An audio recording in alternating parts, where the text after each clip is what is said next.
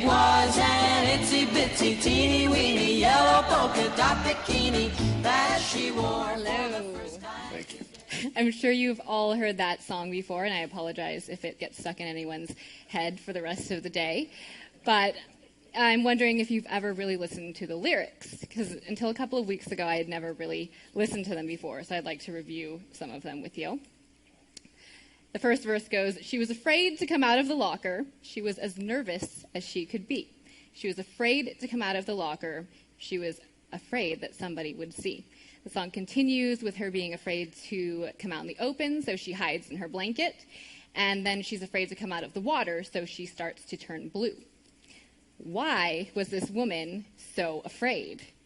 The song was released in 1960, 14 years after the bikini was invented in France. French engineer Louis Réard invented the bikini. He worked in his mother's lingerie shop, and he named it after the site of the atomic bomb testing that year, Bikini Atoll. He thought that the public's reaction would be like an atomic bomb explosion, and he was right. It was so scandalous that no French model would wear it, so he had to hire a stripper to debut his bikini. Before Réard invented the bikini, women wore one-piece swimsuits like this. Or if they were two-piece swimsuits, they were still very modest, exposed very little midriff, and always covered the belly button. Before that, at the turn of the century, women wore these voluminous bathing costumes, and they used things called bath machines, which were like a 6x6x6 wooden or canvas hut on wheels. The woman would get inside of the bathing machine in her clothes, and then she would change into her bathing costume, and horses or sometimes people would drag the bathing machine down to the shoreline, and the woman would get straight into the water so that no one would see her in her bathing costume. We have certainly come a long way since then, from practically wearing a house, 36 square feet, to wearing about 36 square inches of fabric. You go to the beach today, and it seems like everyone is wearing a bikini. But it was not an instant hit in the United States. It was seen as a suspect garment favored by licentious Mediterranean types. In 1957, Modern Girl magazine said it was hardly necessary to waste words on the so-called bikini because no girl with tact or decency would ever wear such a thing. And one writer described the bikini as a two-piece bathing suit that revealed everything about a girl except for her mother's maiden name. Guards at the beach would measure bathing suits, and women wearing bikinis were sure to get kicked off of the beach. And a New York Times reporter called the bikini the millennial equivalent of the power suit.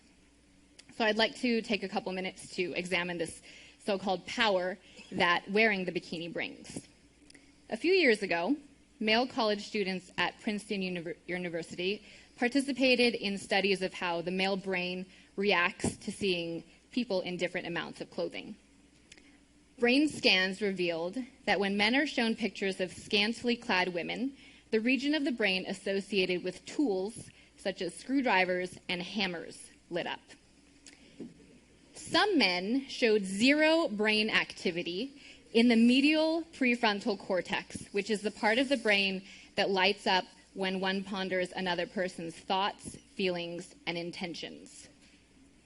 Researchers found this shocking because they almost never see this part of the brain shut down in this way.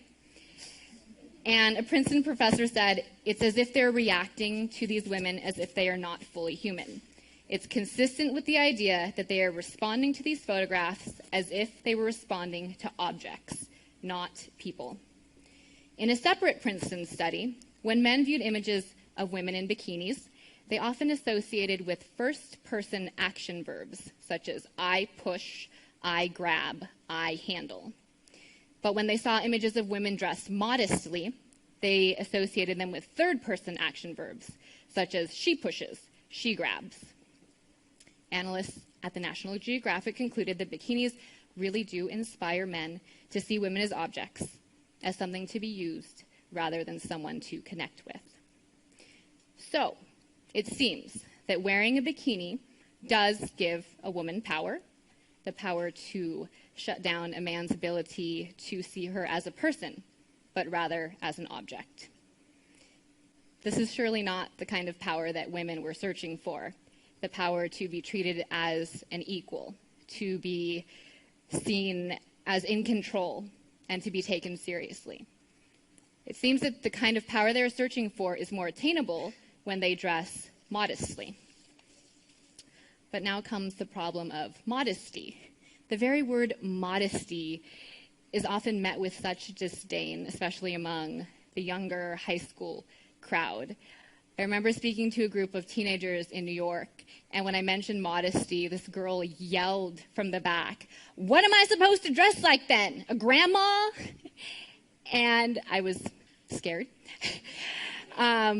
But I have to admit, I thought the same thing when I first learned about modesty. I thought it meant I had to be frumpy and dumpy and out of fashion, and I imagined myself wearing dresses like this, sitting alone in my living room, never going on another date ever again, and never getting married.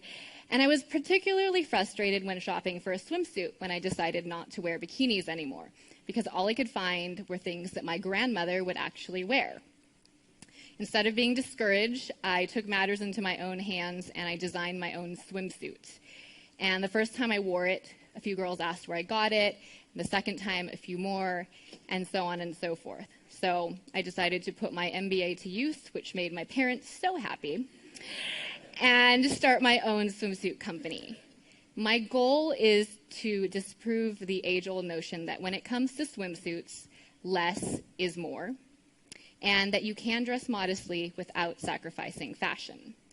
My inspiration for my swimsuit line is Audrey Hepburn, who is timeless and classy and who happened to have dressed very modestly. I don't think people think of Audrey Hepburn and think frumpy-dumpy and out of fashion.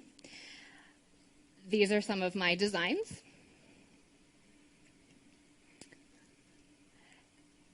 And my tagline is, "Who says it has to be itsy bitsy?" Well, to answer the question, if you look at today's society, everyone says it has to be itsy bitsy. Fashion designers, the media, and let's face it, sometimes parents. Little girls would not be running around in sexy underwear and skimpy bikinis if it wasn't for their parents buying them for them. I believe that the woman was afraid to come out of the water because she had a natural sense of modesty about her that has been stripped away by today's culture. And we need to bring it back. I have dedicated a lot of my time. I travel all over the country speaking to girls about this issue. I've just written a book called Decent Exposure about it. And we need to teach girls that modesty isn't about covering up our bodies because they're bad. Modesty isn't about hiding ourselves. It's about revealing our dignity. We were made beautiful in His image and likeness. So the question I'd like to leave you with is, how will you use your beauty? Thank you.